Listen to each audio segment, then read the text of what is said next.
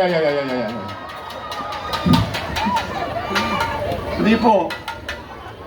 Kaya, mga nanay ko, mga tatay ko, magsipag-ingat kayo. Ngayon, tama yung sinabi ni Apple.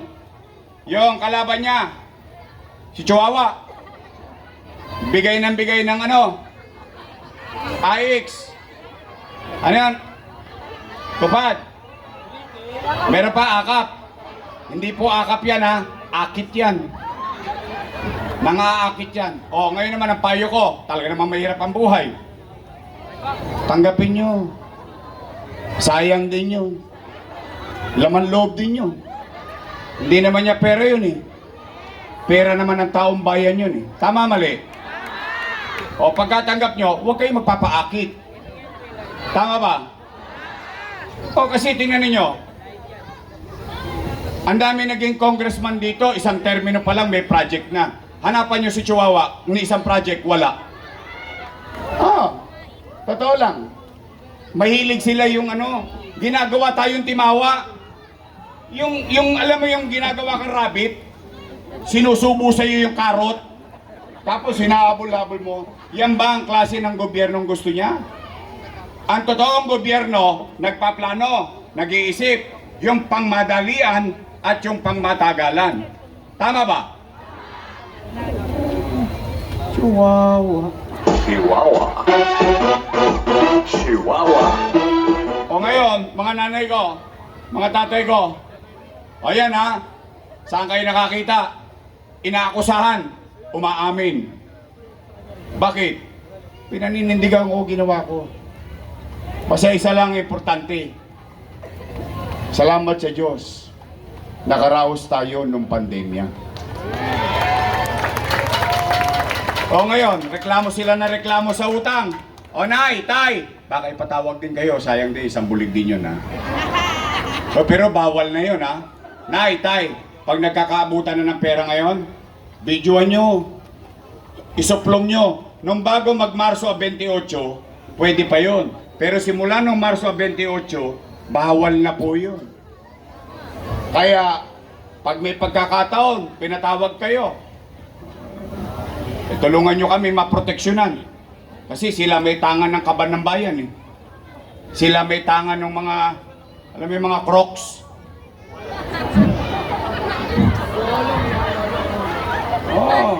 Hindi totoo. Pero yan, bahala na kayo. Matatanda naman na kayo. Alam nyo na ang tama at mali. O kaya matanong ko kayo ulit. Dahil ayaw ko naman humaba ito. Saan? Nagugutom ako. Hoy, pabaon naman. Pwede take out? Ang sarap ng amoy eh. O, matanong ko kayo ulit. Tinanong ko kayo kanina. O ngayon, umamin ako sa ginawa ko. Gusto niyo pa ba akong bumalik? Talaga? Promise? Sigurado kayo sa akin? Madami akong utang eh. Ha? O sige, pwede ba pakisabi nyo sa kanila pag nakita nyo? Oy, puro daw kayo utang. Utang dito, utang doon. Utang nila yan. O, sabi ni Yorme, magsilayas na raw kayo dyan, siya na lang magbabayad ng utang. Pwede? Promise, sasabihin nyo? O ngayon, tapos na ang kwento. At may kwenta, yun yung nakaraan. Ano naman ang gagawin ko? Kung sakaling iboto ninyo ako mayor ulit. Anong unang-una kong gagawin? Pero tatanungin ko muna kayo, kung pare-pareho tayo napapansin. Kayo ang sumagot. Yung sagot ninyo, yun ang tutugunan ko. Nay, tay, napapansin nyo ba? Nangadugyot na naman ang Maynila ngayon. Totoo? Nararamdaman nyo? Nagkalat na naman ang basura? Parang wala na namang gobyerno sa Maynila? Una kong gagawin, may awa ang Diyos, sa tulong ninyo, nag-mayor tayo, lilinisin ko ulit ang lungsod ng Maynila. Pangalawa, Nay, Tay, Napapansin nyo ba? Recently, lagi kayo nag-aalala pagkagabi o araw sapagkat nagbalikan na naman ang mga tolongges dito sa Maynila. Hold up dito, hold up doon. Snatching dito, snatching doon. Ang dami na naman nagtotrompeta. Ano yung trompeta? Rolling, rolling. Ganun ba raw? Ganun. Dami na namang adik ko. Hoy, adik. Bago na kayo. Babalik na ako. O nay, tay, pangalawa kong gagawin. Ibabalik ko sa inyo yung kapanatagan ng pamumuhay sa Maynila. Ibabalik ko sa inyo na may gobyerno ulit sa umaga, sa tanghali, sa hapon, sa gabi, hanggang madaling araw, may gobyerno sa lungsod ng Maynila. Yun yung unang dalawa. Bakit? Walang tosgas yun. Puyat, pagod lang ang puhunan ng mayor para maayos yun. Tama, mali? Pangatlo kong gagawin. Nakita niyo yung pabahay. Nakita niyo yung ospital. Nakita niyo yung eskwelahan. Tutuloy ko lang yun. Naumpisahan ko na eh. Di tuloy-tuloy lang. Tama, mali? At trabaho. Bakit? Yan ang minimum basic needs. Housing, education, healthcare, jobs. Yan ang kailangan ng tao para tumaas ang antas ng pamumuhay niya. Special mention, mga lolo ko, mga lola ko, mga senior citizen, I love you. Ibabalik ko yung cake. Wala na raw yung cake nyo. Ibabalik ko yung insure. At ibabalik ko yung nasimulan kong sistema, botante o hindi, may sakit o wala, may pensyon sa Maynila ang senior citizen. Ano pa gagawin ko? Wala na, uwian na. O kasi ayoko naman ipangako sa inyo lahat. Yun lang mabigat na. Maganda ba yon? Yung nakita nyo sa video, kapaki-pakinabang ba sa tao? Yung kapanatagan ng pamumuhay, gusto nyo? Yung maaliwalas na kapaligiran, gusto nyo? O yun lang po ang gagawin ko. Yung iba, palamuti na lang. Katulad ng pagpapailaw sa Top Avenue. Ang haba niyan. Alam nyo ba yan? Tayo lang ang may ilaw sa LRT, simula Arpapa hanggang doon sa Pablo Ocampo Street, buong Top Avenue. Yan ay mga palamuti lang. Pero itutuloy natin ang pagsasaayos. Kaya mga nanay, tatay ko, ulitin ko, gusto nyo ba talaga akong bumalik? Yes! Yan ang tapat at totoo. Yes!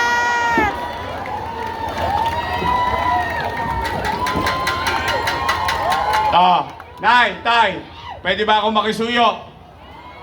Total, natulungan ko naman na sila.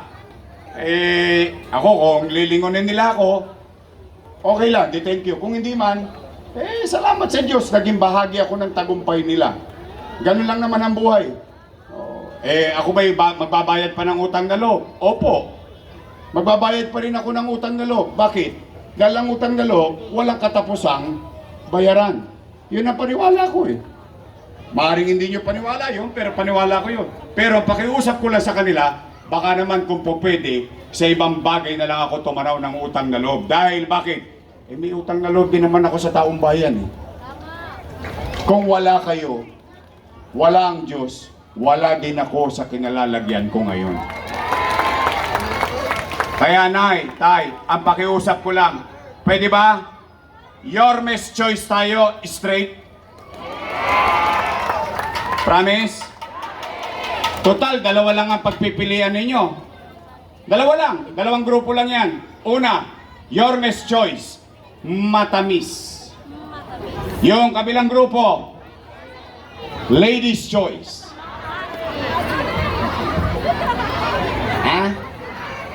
Ayoko manira, ikaw na lang sabi nun. Oh. Your Miss Choice tayo? Promise? Nandiyan yan, Bong Alvarez. Roland J.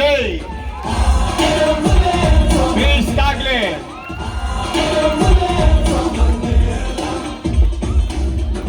Masarap ba talaga cookie niya? Nakain nyo na? Masarap?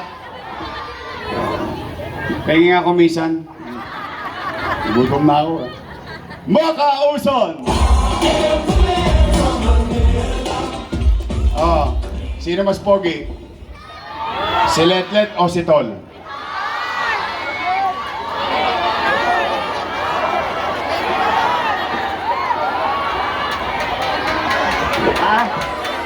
Let, may apila rito. Yung tatay daw ang mas pogi nung panahon niya. Mas pogi si Tol. Matalino pa. Magaling pa. Malayong malayo, buti nagmana sa ina. Charot. Tol Sarkal. Ito ang ating congressman ha. Ako, siyempre, minsan, alam mo, tao ka lang. Nasasaktan din ang damdamin mo.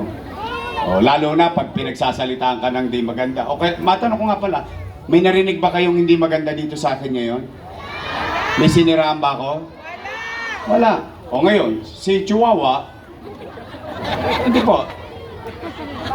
Totoong naging bahagi ako ng tagumpay niya. Binoto natin konsyal, tinulungan ba natin? Oo. Konsyal? Oo. Konsyal? Oo. Pinagpahinga natin, pinatakbo natin yung kapatid. Konsyal, nanalo. Natulungan ba natin? Natulungan. Pinagpahinga natin yung kapatid, ginawa kong department head, pinabalik natin konsyal, nanalo. Tama mali? Pagkatapos pinatakbo natin congressman, nanalo hindi? Nanalo. O ngayon, ako na pinakamasama sa kanya. Kung sigaw-sigawan ako, ganun na lang. O kung ako, kayang gawin niya sa akin yun, sino kayo? Paano kayo? Pero ako, hindi naman ako naniningil. Nandyan na yan.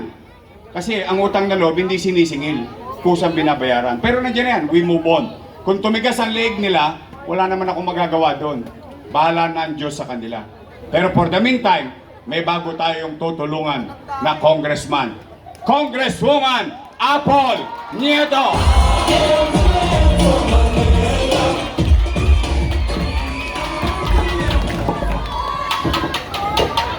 More.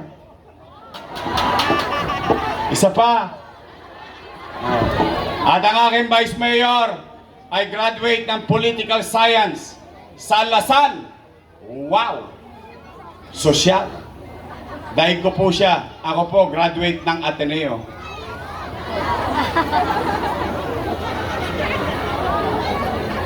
Parang ayaw niyo maniwala. Hindi ba ako mukhang Atenista? Ateneo de Tondo. Tondo High School.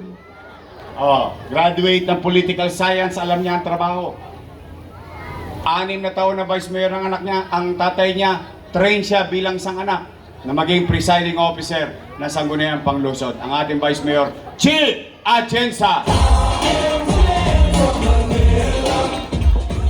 Nay, Tay, mga lolo't lola ko, mga batang Maynila, your Miss Choice ba tayo?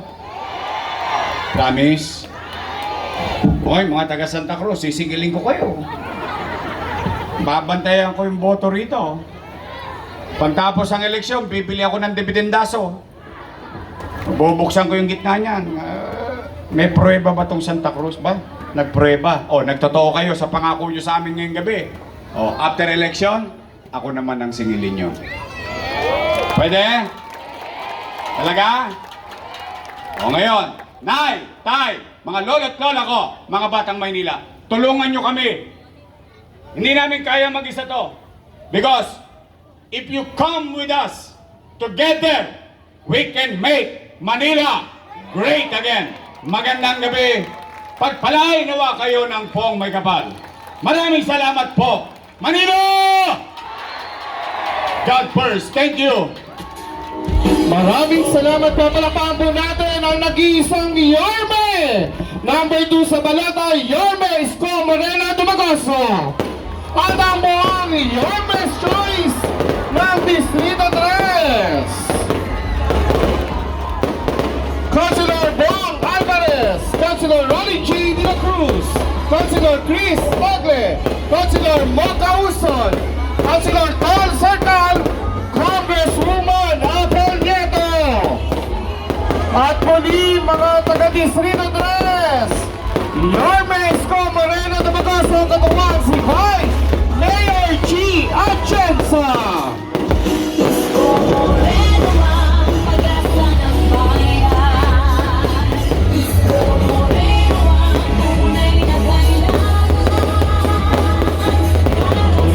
Salamat po tayo sa Barangay 328, 326, Zone 33. Sa ating mga kababayan ng Maynila, sa Agapay, Bekshi ng Maynila, Distrito 3.